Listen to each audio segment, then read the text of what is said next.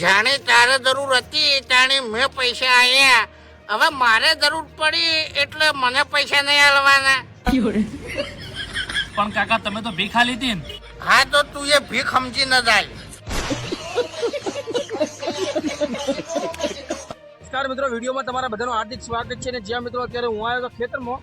ખરેખર આજે તો આમ વિડીયો બનાવવા માટે કોઈ ટોપિક દેતો પણ ખતરનાક ટોપિક મળી ગયો છે. તમે જુઓ કે મારા ખેતરમાં ભાઈ 11 જેવું કંઈક અંદર ખેતરમાં આવી ગયું છે ભાઈ, 100% રિયલ. આ મારા મમ્માનો છોકરો છે, એને હું પેલો એને ભાડ્યો. શું તે ભાડ્યો તું? હું આવ્યો ને એટલે મને પેલા મેં માછલી હતી ને એની મેં પડી ને તેને સોપાઈ નાખી. મેં જ્યાં માછલી પેડો આવી ને ત્યારે તે ઉછળ્યું અને કંઈક આવડું મોટું હતું. તે તો સાઈઝ મિત્રો મારા ખ્યાલથી વેલ માછલી મારા ખેતરમાં આવી રહી છે અને મોટી માછલી લાગે છે, કાં તો 11 હોય કે મગર હોય એવું કંઈક લાગે છે. અને માછલી તો ખૂબ છે નાની નાની, પણ આ કંઈક નવું છે મિત્રો. લાઈક કરજો, શેર કરજો.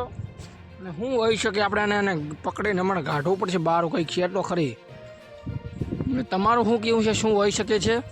કારણ કે મિત્રો અહીંયા જે પાણી ભરાયું હતું ને, ખતરનાક ભરાયું હતું, એના કારણે કંઈ પણ હોઈ શકે છે. જીવના જોખમે હું ચેક કરું હમણાં, તમે જોઈ લો એકવાર, શેર કરજો જરૂર છે. પકડ ભાઈ, એકાદ ધોકો તો આલો ને.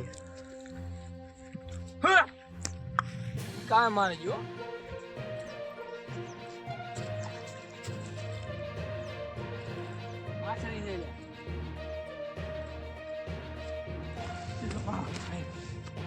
મગર છે માતાના બેસ.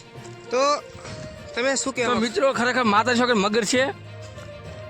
હે માં ખોડિયારમાં જય માં ખોડિયાલ, તું લાજ રાખજે. અને રીછનું એ મગર આવ્યું છે ખેતરમાં, મત કે સારું મિત્રો, લાઈક કરજો, શેર કરજો. અને હું ફટાફટ એમ્બ્યુલન્સને ફોન કરી બોલાવું છું.